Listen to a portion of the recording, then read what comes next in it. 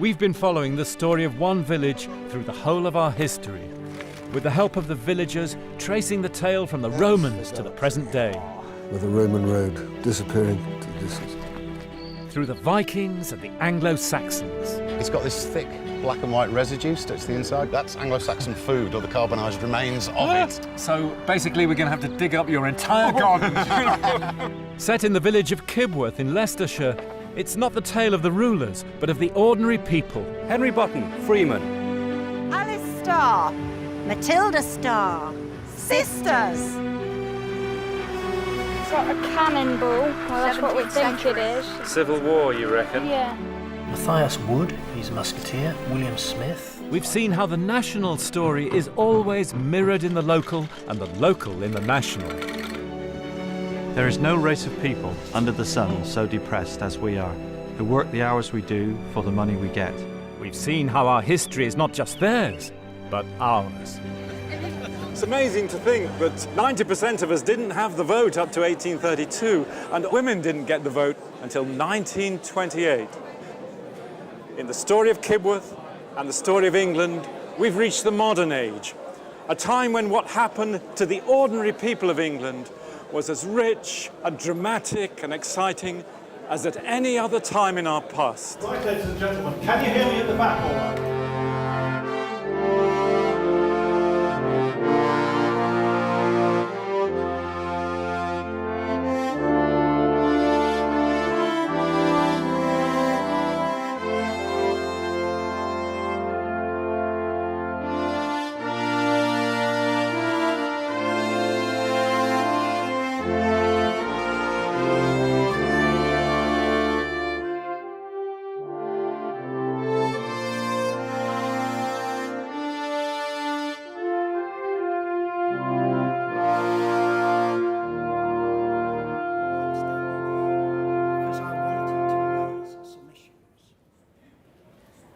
It's hustings night in Kibworth in the general election of 2010. I consider the Lib Dem policy. Which those rights would conflict, and where one could say... The right to vote is just one of the things we've gained in our recent history.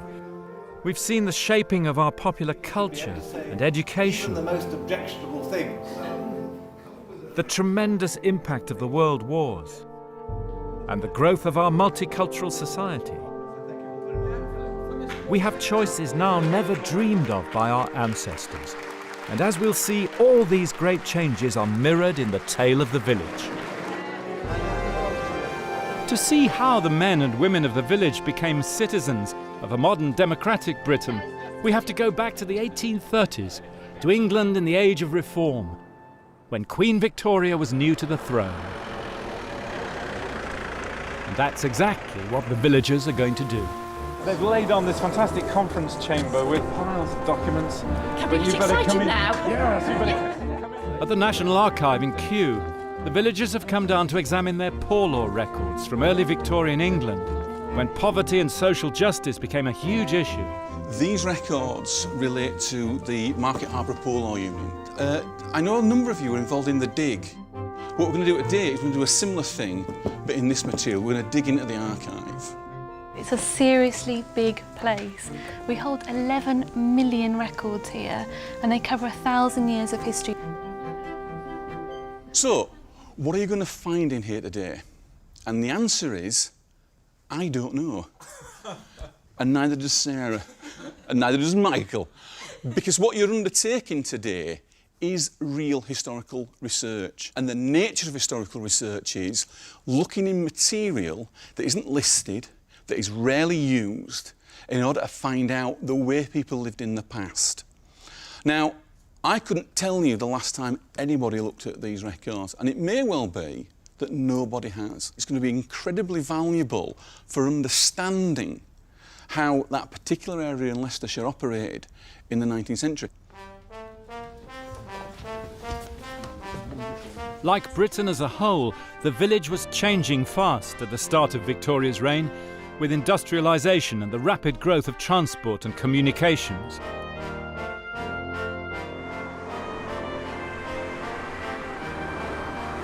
This is also the age of photography, and we can now see exactly what Victorian Kibworth looked like with shops, post office and newsagents. But the old rural world was still there in the background.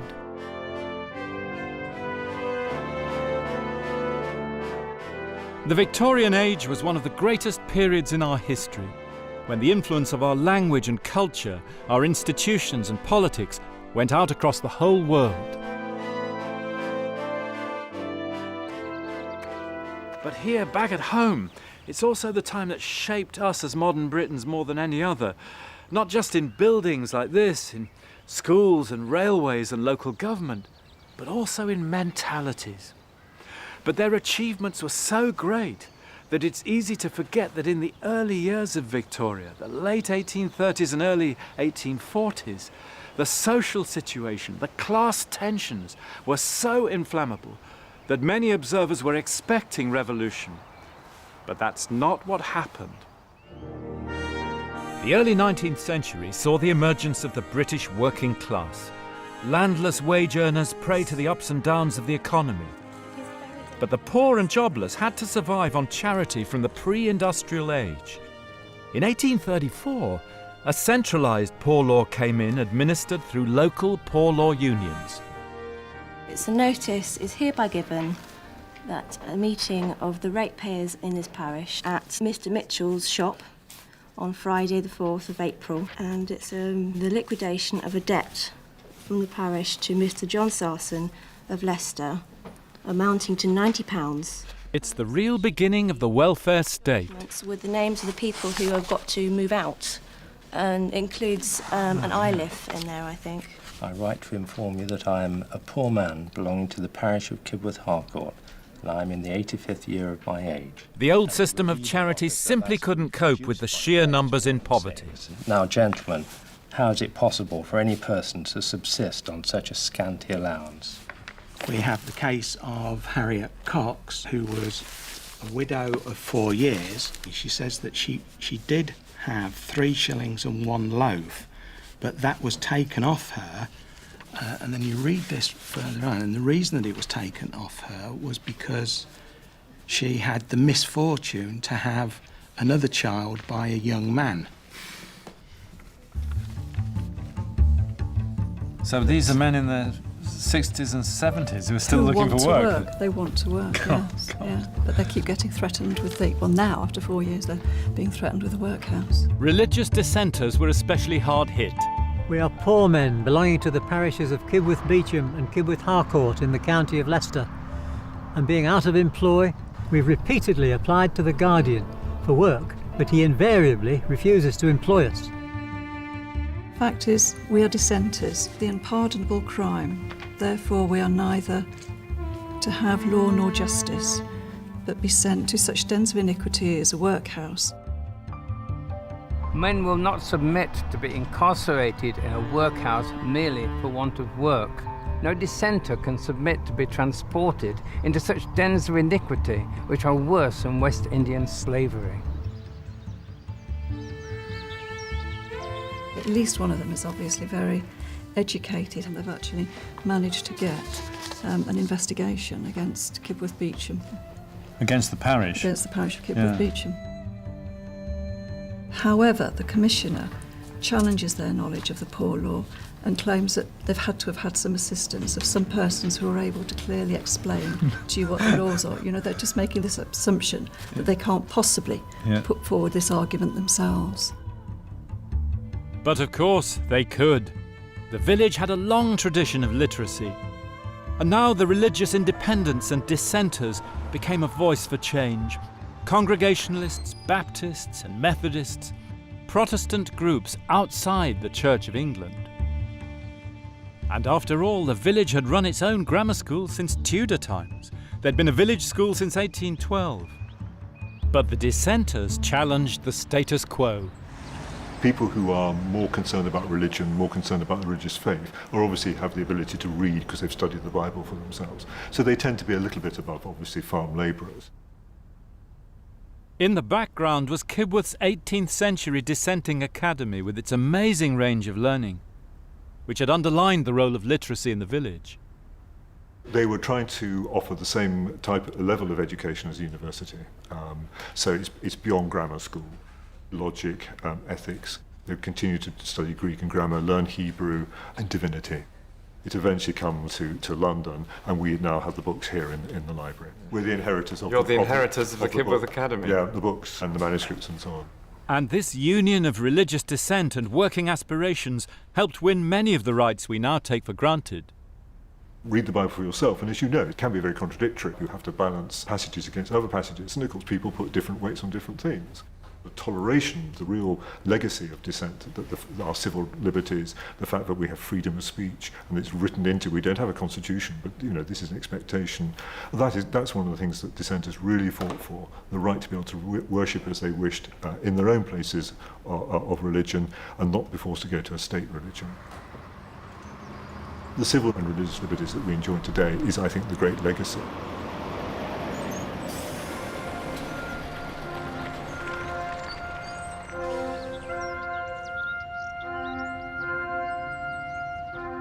Rights and duties begin in childhood, and the Victorians redefined what the British childhood was all about.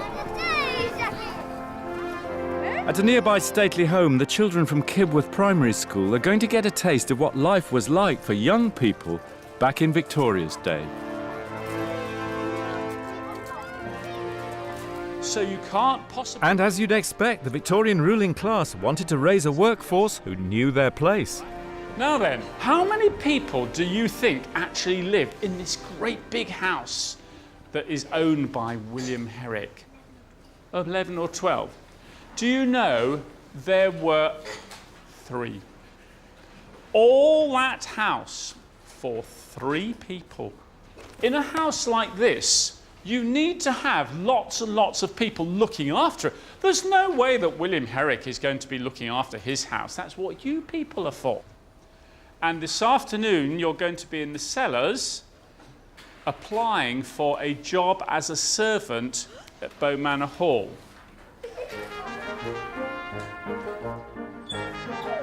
That's it. With the old rural world in decline, new forms of employment for the young were taking over. Good, well done, good girl. The servants which we sacked before... Sacked? Sacked, without any pay. Ironed these items, but they didn't do them very well. 13% of all women in England, well over 1 million, were in domestic service. And they started as young as 12. Follow me. The Victorians believed that every child should go to school. You will be watching all the children here to make sure they are well behaved. If anybody starts messing about, you put your hand up, and when I say yes, you will tell me. Good. Right, we're going to do some writing. Education from 5 to 12 came in 1870 and became mandatory, as it is today, in 1880. And so on, all the way across there. At the core of Victorian education, the 3 R's: reading, writing, and arithmetic. When your pen runs out, you prime it again by putting it back into the inkwell to get it full up again. Since Tudor times, England had been the most literate society in history. Victoria's can-do culture made the next big push, by 1900 achieving 90% adult literacy, not far off what we've got today. And they did it with strict discipline. Yes? Slouching and talking. Slouching and talking when I had my back turned. It's easy to think they were just like us. But they weren't. The cane. Hold your hand out. I don't want you to get any blood on your right hand, which you're going to write with. Are you ready? Missed. Aren't you lucky? Go and stand where you were before you came in. Second row. In fixing the school age and making schooling universal, the Victorians, in a sense, invented modern childhood. The dog wants a bone.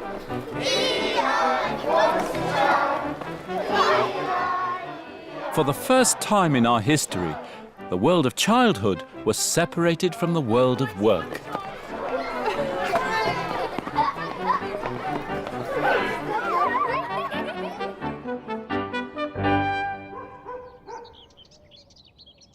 Now, Kibworth in Victoria's day was still a rural place.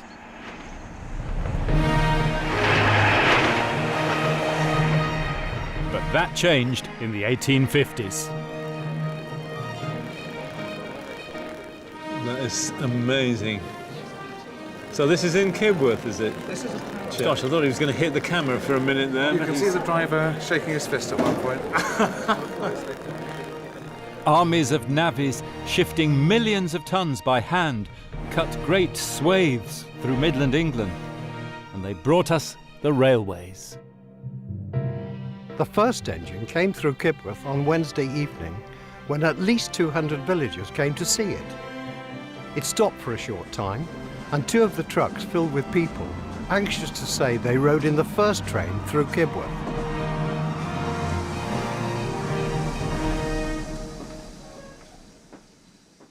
It was formally opened in May 1857, the very moment when far away in India the British were fighting their terrible war against what they called the Indian Mutiny. Kibworth would be changed forever. No community was isolated now, and the speed up of communications would help build a national culture for the first time. My lords, ladies and gentlemen, good evening. And even Kibworth became part of it with regular concerts by the villagers themselves.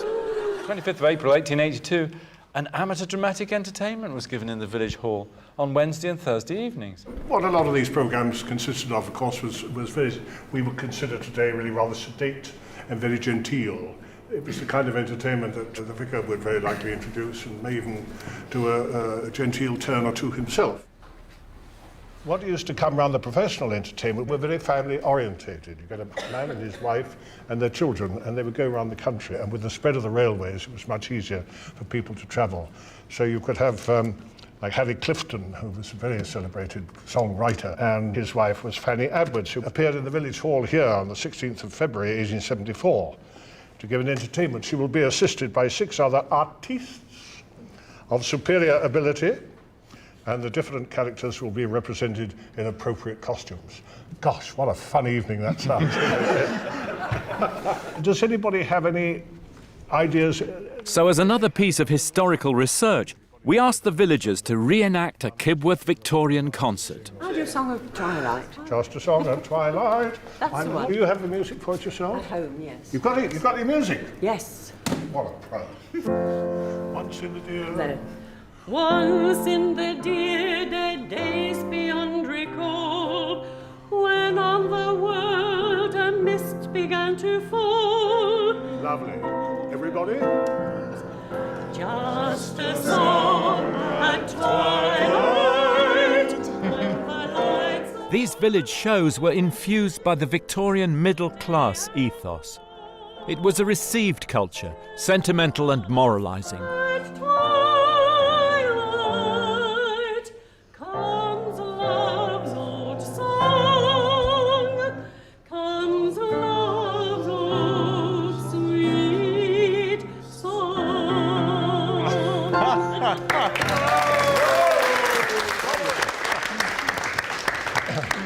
You got the part. But the villagers appear very differently in a contemporary portrait of the community by Kibworth writer Francis Woodford.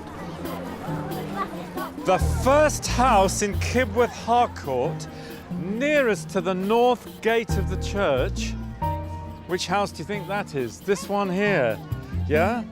27 was lived in by Mr. William Thompson, who was a builder and a stonemason, who had a workshop and a stables between the house and the church wall, which is there. Do you think this would have been a house of a rich person or a poor person? Quite rich. Well done. Woodford describes a rural village on the cusp of the modern world. Like Dickens, his characters are often eccentric and larger than life. But Woodford's people are all real.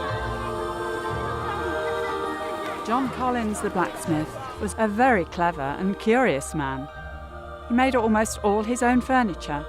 His chairs and table legs were made of iron. He covered the soles of his boots with steel plates. Their clatter on the cobblestones always gave notice of his approach.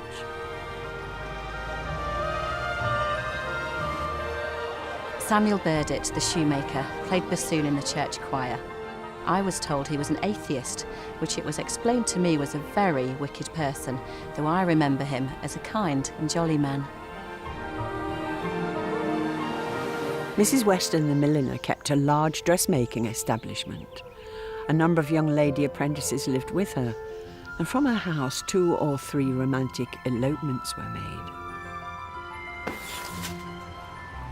Mr. Loveday, the builder, was an ardent local politician. One of the earliest and most energetic supporters of the franchise, free education, and a 9-hour working day. Tom Tolton, the mower, was one of the characters in the Plough Monday processions. Dressed in his glory as a countrywoman and primed with drink, he would dance wild country dances with his partner, John T. Jesson, till fairly tired out. George Gray, the farmer, was a big, jolly, good-natured man. He was the last one to celebrate harvest home in the old English way, and he still left the corners of his fields unribbed, as it says in the Bible, so they could be cleaned by the poor.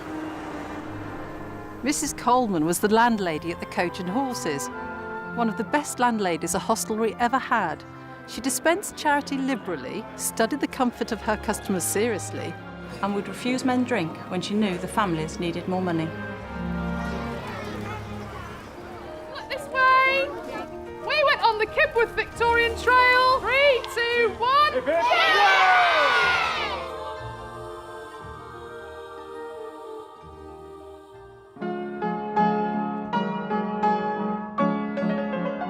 The village in Woodford's portrait was class-driven but tolerant. A mix of bloody-mindedness and community spirit, boozy, sometimes violent, but with a marked streak of good-humoured individualism.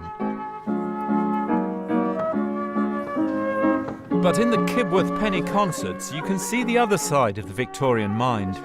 Supervised by the vicar, they were educative, morally uplifting, self-improving.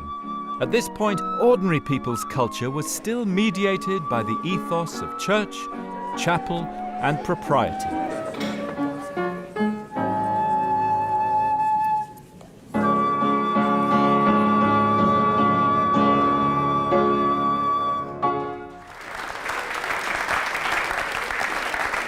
Ladies and gentlemen, as your vicar, it falls upon me to bid you all a very warm welcome to what I am sure is going to be yet another delightful evening of wholesome, rational entertainment. Miss Ellie McCann. One of the great evils of the day, as the middle classes saw it, was the working class addiction to drink. So will you listen a moment? I've something important to say. My mother has sent you a message. Receive it in kindness, I pray. Please sell no more drink to my father. It makes him so strange and so wild. Heed the prayer of my heartbroken mother, and pity the poor drunkard's child. Heed the prayer of my heartbroken mother, and pity the poor drunkard's child.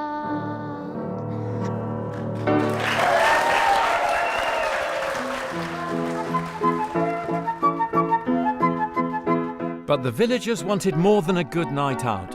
They wanted representation at the ballot box. In 1867, the vote was extended to urban male householders, but still only 40% of men had the vote, and no women.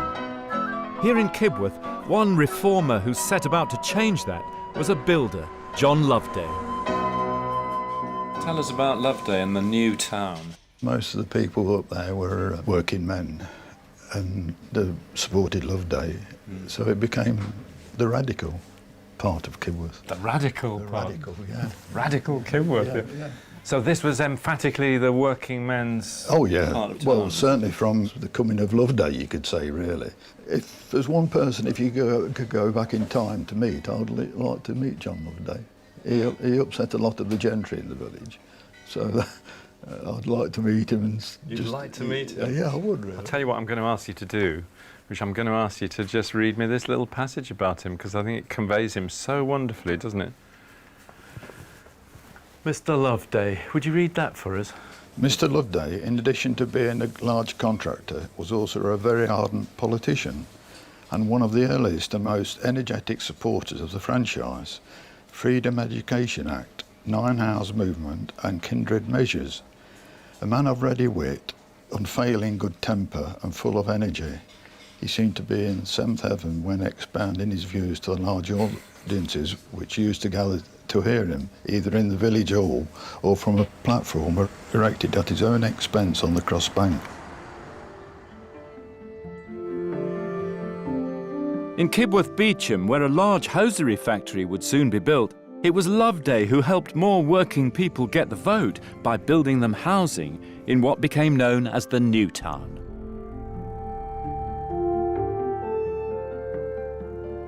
So this is some of the early housing then, is it, Philip? Beaconsfield Cottages, 1877. Good morning. Don't mind us admiring your house, do we? Lord Beaconsfield was Benjamin Disraeli, the Conservative Prime Minister. Beaconsfield was built by the Conservative Association. By that time, the Conservatives realised that there was losing votes by getting all these working class in the villages. So there's votes in it. If you're a householder, you can vote. Yeah, you're a householder, you can vote. And there's Gladstone Street, yes. Behind quiet Kibworth suburbia, you suddenly see raging 19th century political battles here. So even in the streets of Kibworth, you can see the story of industrial England. There was a factory at the back of this house there.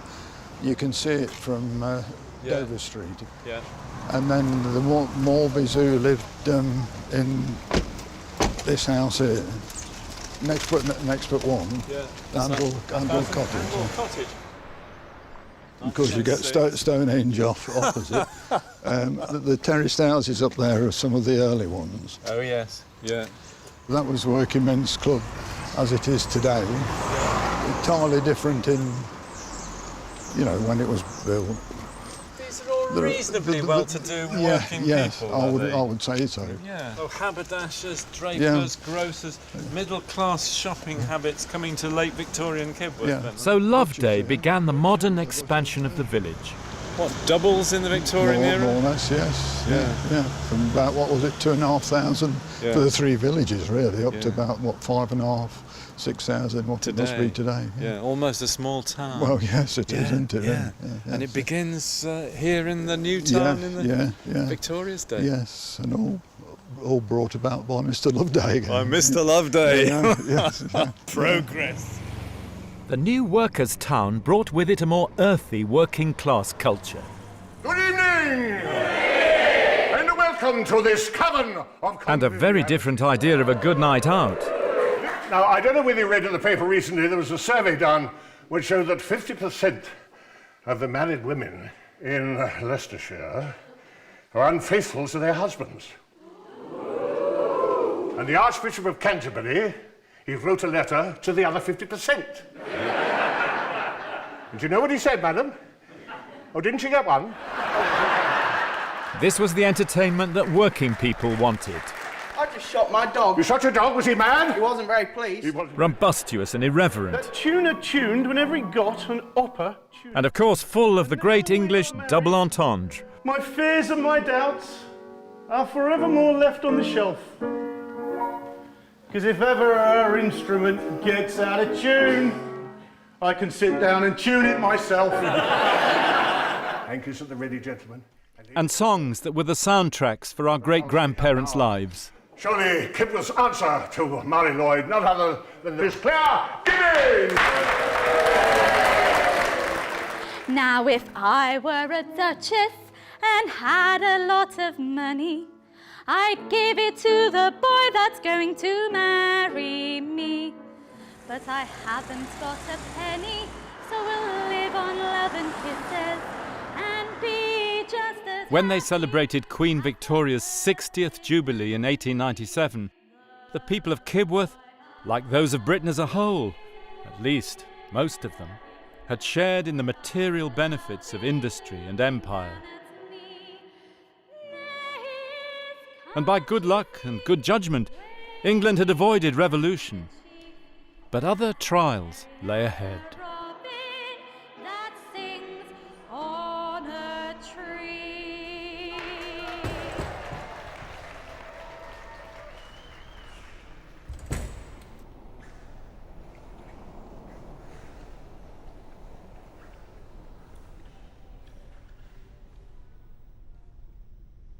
The village celebrated the 1897 Jubilee that June in the streets, in the church, and here in the village hall. Tremendous things have been achieved over the 60 years of Victoria's reign, and a justifiable pride in all that comes leaping out of the pages of the local newspapers.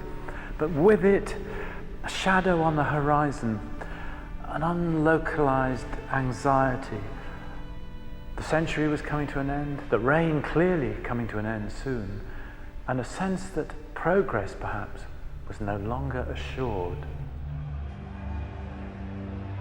In 1905, a march for the unemployed from Leicester to London came through Kibworth. Working people had found their own voice now.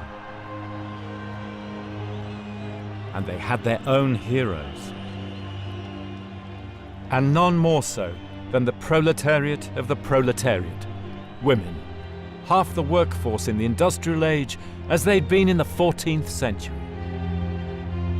In 1905, still less than half of men had the vote, and still no women. The response was the women's suffrage movement, the suffragettes. The Women's Library in London, the greatest collection of women's history in the world, holds many of their records. The suffragettes united middle-class and working women all over the country. And they even drew women from our village, like Nellie Taylor, who lived in Smeaton, Westerby. Nellie was from a very respectable background. Her father had been mayor of Leicester twice, but somehow she was drawn into the women's movement in Leicester. Probably swept in because there were so many meetings in Leicester. It's estimated that about 70% of women in Leicester were working. So, in what jobs, Jess? Boot and shoe, mostly. Boot and shoe, yes. So I think they came to Leicester a lot because they saw it as a fertile ground. On March the 4th, she went out with two others from Nottingham and took a very circuitous route to Sloane Square, trying to throw off the police following her, and eventually she took out a hammer with the other three women, smashed a post office window, which was about 9 foot by 6. That must have been quite impressive, and was arrested for that.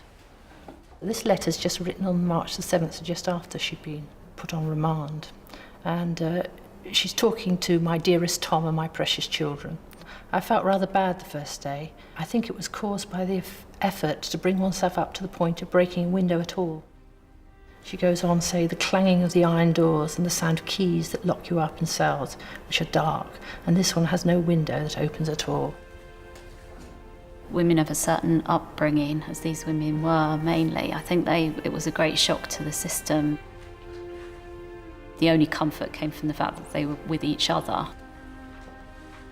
You know, a lot of the letters from the suffragettes in jail referred to this camaraderie, and the fact that, you know, having Mrs. Pankhurst there a lot of the time really cheered their spirits.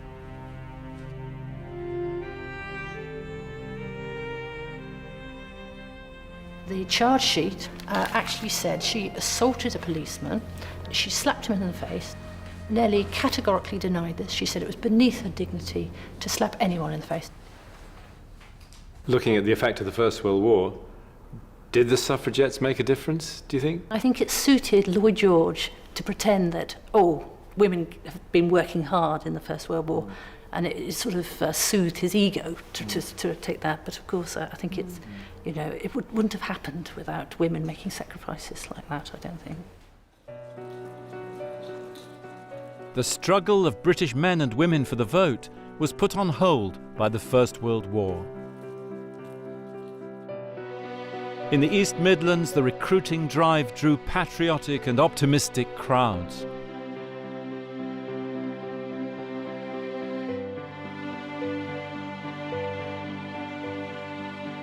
The first Kibworth volunteers had grown up together, played cricket together. The Iliffs, Bromleys, Holyoakes and Colemans had all been in the village since Tudor times. The war fought by communities on whose solidarity the government could depend. He was called Harold Bromley, and he was wounded at Ypres. We went out about the end of March 1918, and our position was on the banks of the La Bassée Canal. I was one of 4 who had to fetch rations up from the Limbers that first night, and what a night. At about midnight, the Germans put up a heavy barrage. It pounded our trenches, and behind a smoke screen and with gas overcame the Huns in their thousands. And what sights I saw, I shall never forget. Dead and wounded everywhere. The story of the boys from Kibworth, of course, can be repeated in any place in Britain. The first to die was Bertie Pell. For the first time in the history of Kibworth, a military funeral has taken place in the village. On Thursday afternoon, upwards of 2,000 people assembled for the interment of Private Bertie Pell, aged 20. Bertie was a typical Kibworth boy. The grammar school, a footballer, chorister at St Wilfrid's. Wounded once, he'd gone back to the front and was killed 3 months later. People that lived in the same village or the same street quite often joined up together. It's bad enough seeing anybody killed or injured. If it's the people that come from your town, your area, your friends, that would have really taken a terrible toll. My great-great-great-granddad, Walter Holvey, who fought on the Somme, and all I know that he was sent over the top and was killed instantly.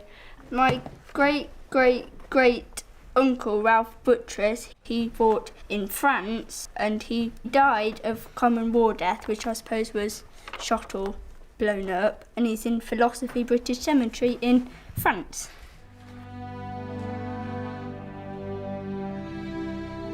They gave their lives for our freedom, so we could live free.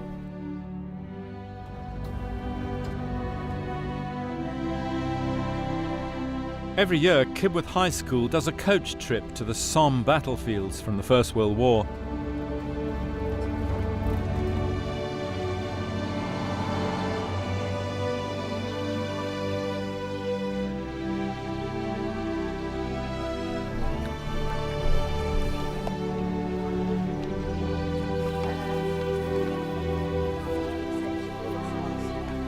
This is a photograph taken by Godfrey Malins, and it's where you're sitting now. This is this very place where we are now. Okay? You see that?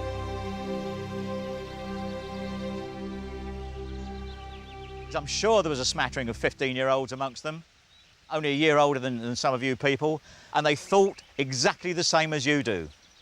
How do you think you would be feeling at this time of the morning, maybe 4 o'clock, 5 o'clock in the morning, waiting to go over the top at 7:30? How do you think you would be feeling as individuals? Scared. Anyone who says he's not scared is a liar.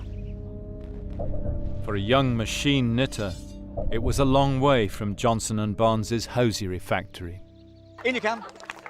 Over you come. Well done, James. That's good. Here's a man from Kibworth ready to fight in the Leicestershire Regiment. First World War bayonet, the real thing. This bit here is known as the blood gutter. That's its official name. And the whole idea is that when you stick it in him, it allows the blood to pump out either side and the flesh doesn't seal it off. When you're doing bayonet fighting, everything is aggression. It is no good going into the fight thinking, oh my God, I'm a married man with 2 children, I wish I was somewhere else. You hit him with the power of your body behind you. In!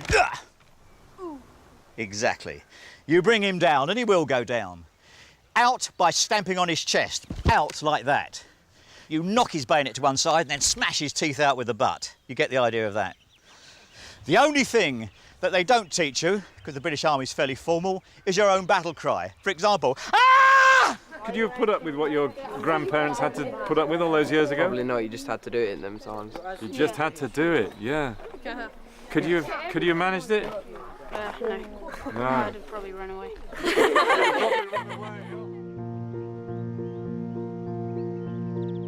40 village boys were killed between 1914 and 1918.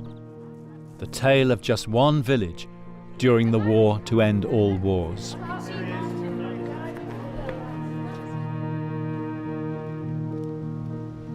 Seen any names you recognise? I found my body. Yeah? Where? Just there. It's Waldron EJ. Waldron EJ? Yeah, just above Walker, Wellington. Oh yes, yeah. And did you know you got a family member here? Yeah, I was looking for him now. No, so that's him. Yeah, must be.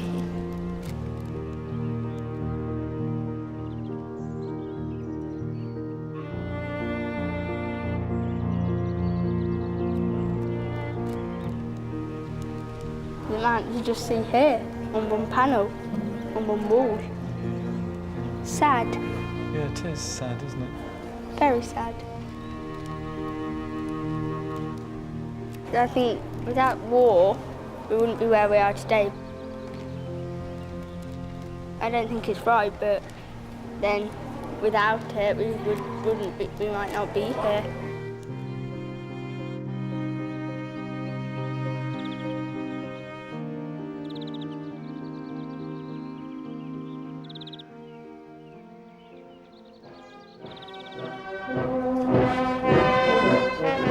In Kibworth, they still commemorate the dead every November on Armistice Day, led by the brass band, some of whose members died back then.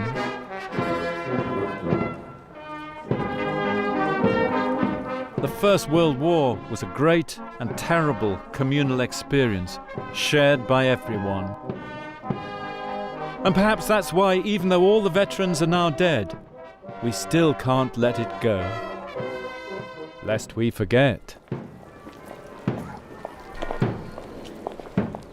George Garrett, Ernest Dunkley, Bertie Pell, J. Harry Holyoke, Robert Day, Charles Coleman, Ralph Butteris,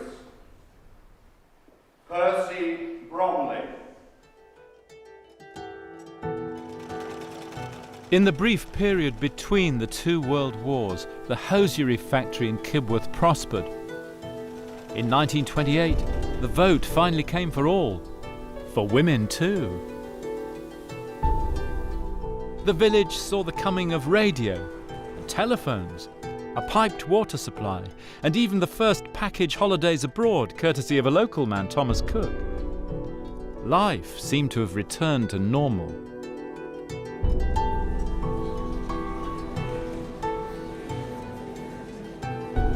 But Hitler's war was on the horizon, and in the Village History Day we came up with 2 of the most gripping documents in the whole of the village story.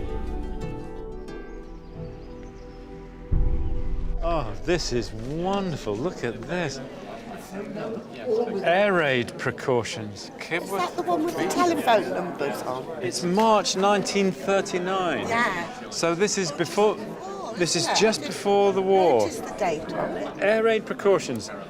Kibworth, Beecham, Kibworth, Harcourt, Kibworth, Smeaton, Westerby. Telephone number 38.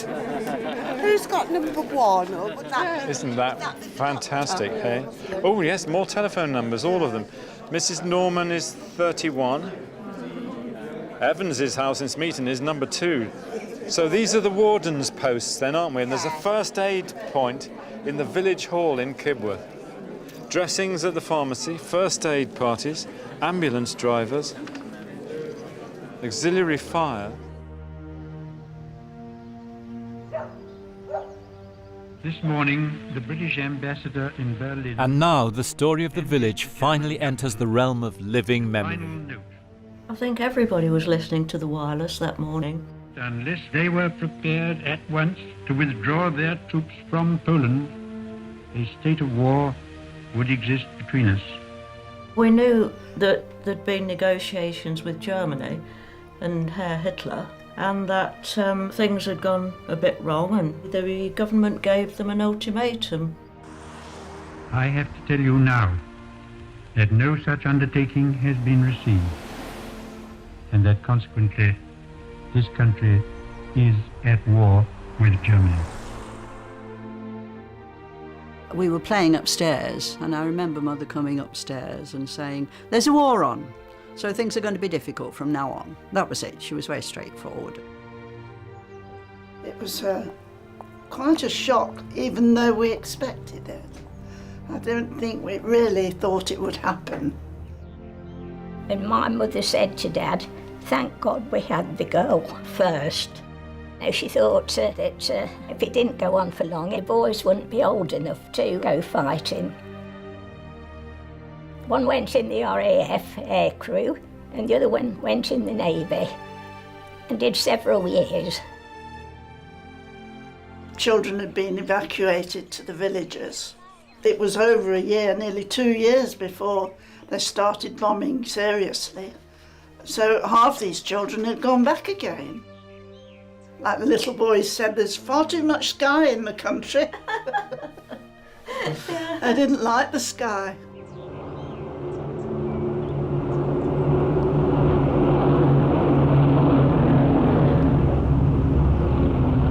Where I lived on the Leicester boundary, the noise was horrendous.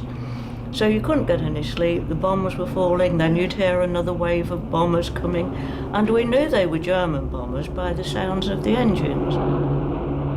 Kibworth was on the line of the massed German air attacks on the Midlands, the Black Country, and on the 14th of November 1940, on Coventry.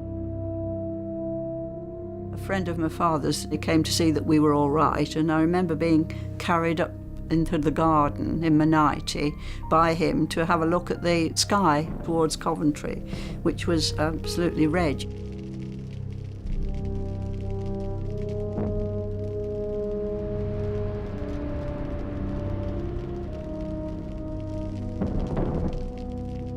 We had a few bombs in Kibworth.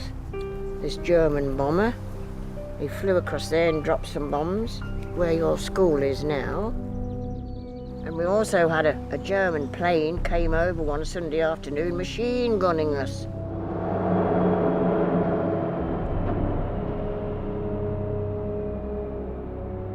He was flying so low you could see the swastikas on his plane. He flew round the village with a machine gun. That was a terrible thing to do. Quite nasty, some of those Germans were.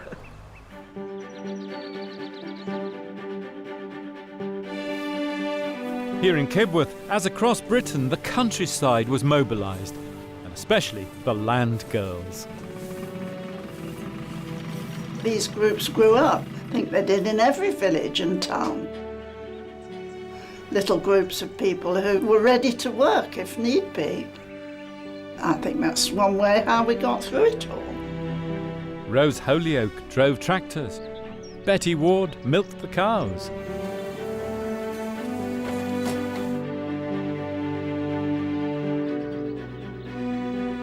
They held out and they did it until the first of the prisoners started to arrive on the scene. 2 of them stayed at the farmhouse along the road. Mrs. Bromley wanted them to have a bath and she didn't know how to tell them they got to get the tin bath off the wall and get the water out of the copper to put in. They couldn't understand why there was no bath in the house. Both of them stayed here and they married local girls.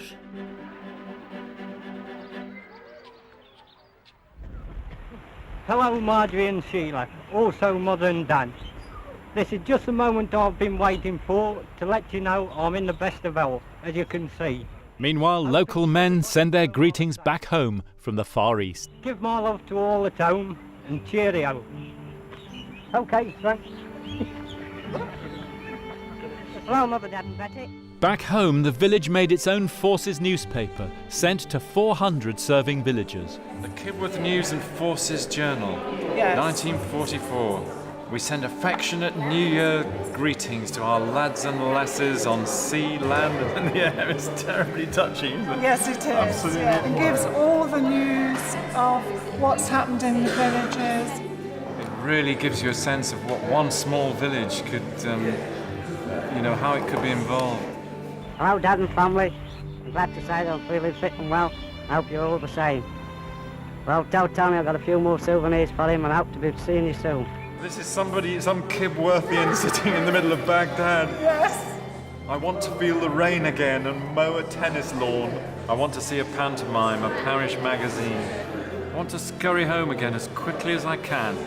To settle back in Kibworth and be an ordinary man. Yes. It's just mesmerisingly fantastic, isn't it?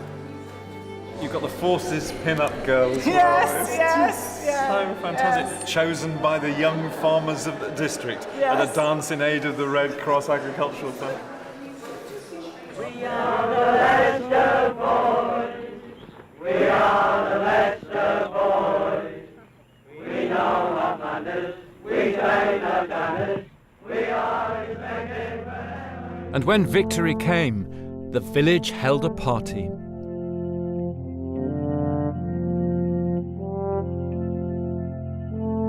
Like everybody else, they wanted things to change in post-war Britain. In 1948, Kibworth got its own Homes for Heroes, the latest council houses. But I can't begin this conversation without showing you this picture of a man of action here. And this wonderful picture, which looks as if it's a still from one of those romantic wartime movies. We'd been married the day before. You'd been married the In day Belgium, before? Yeah, yes. I was in a forward unit doing reconnaissance, and we outstripped the fighting men. There was a few army there, but not many, and we decided not to go any further. It was getting a bit dicey. Yeah. So I went to this cafe, which her parents kept, and that's how we met. We got married in Belgium. Yeah. And we were there for another few days, and then you brought me to England. That's it, yeah. In an Air Force plane with a bucket for a seat. So how did you feel, Maria, when you walked in for the first time to your new house? It was a bit rough. It was a bit rough. They'd gone up fairly quickly and they hadn't been all that careful with the painting. We had to do a lot of work. But we were getting houses, you see, and a lot of other people weren't. So we were quite satisfied with what we had. Oh yeah, we were happy. Living room, pantry, hall, bathroom, 3 bedrooms. So that was quite nice. Yeah, yeah.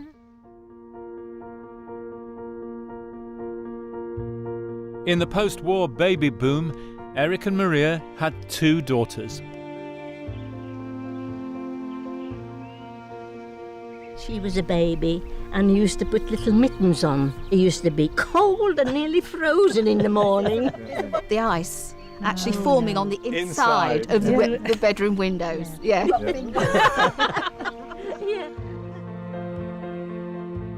Those far-off days of the 1950s are the bridge to our world.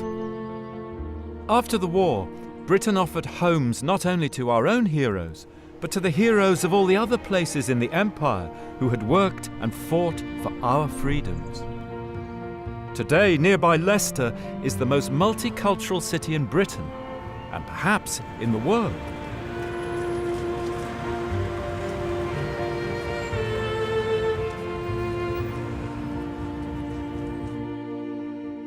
And as for Kibworth itself, it's still caught up in change.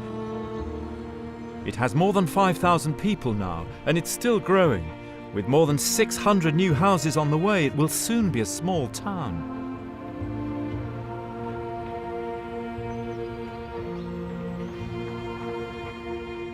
There'll be new problems, no doubt, but new people to help solve them, as there have been through the whole of its story. We're originally from the Punjab area of India. I was born in Leicestershire. I've lived here all my life. My father came to Leicestershire in 1938, and my grandfather first came to Leicester in 1919. He was actually a door-to-door salesman, but he wanted to travel the world, so he decided to travel the world, and that's what he did. And he ended up in Leicestershire. And he ended up in Leicestershire. It's absolutely terrific.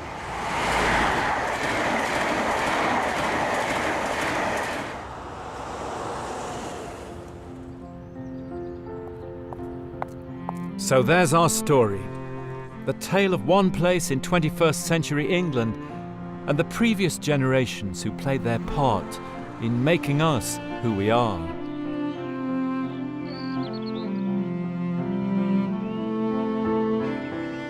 Having spent the last year here, it seems to me that Kibworth is an ordinary place, realistic and down to earth. But like thousands of others in Britain, it's a living testimony to the way our communities have crystallised over time. A pointer to the way deep-rooted ideas and habits are transmitted over long periods, persisting like a current just below the surface of history, unseen, but still moving things along. And looking at history through the eyes of one community over time, it becomes obvious that identity doesn't come from the top down at all. It's not fixed, safe, or secure, for it is reshaped by history and culture, always in the making and never made. But it is the creation of the people themselves. Thank you so much for coming. I'm just so amazed how many people you know now here. In autumn 2010, we invited the villagers to the Coach and Horses to bury a time capsule. Voice sensitive or something like that. Futuristic. Yeah. Very futuristic. I've got a mug from Kibworth Church. I'm going to bury it in the time capsule. Now that parish church has been there for hundreds of years, I suppose, when they opened this time capsule in hundreds of years. Yeah, probably still be there. You've said it. It's the village street of Westby Village photograph. September 2010, and it's signed by us all.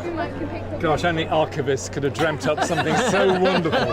If people learn anything from it, from our point of view, is that they can do it in their local record office. Yes, exactly the same thing. Now, why did you choose The Simpsons? I don't think it'll be on when we open it. Not like in 500 or 1,000 years. Yeah. And so, with The Simpsons, and the mugs and photos and school timetables, they buried the time capsule in the pit where on the first weekend we'd found part of an Anglo-Saxon bone comb. For the people of the future to find, just as we had found the people of the past.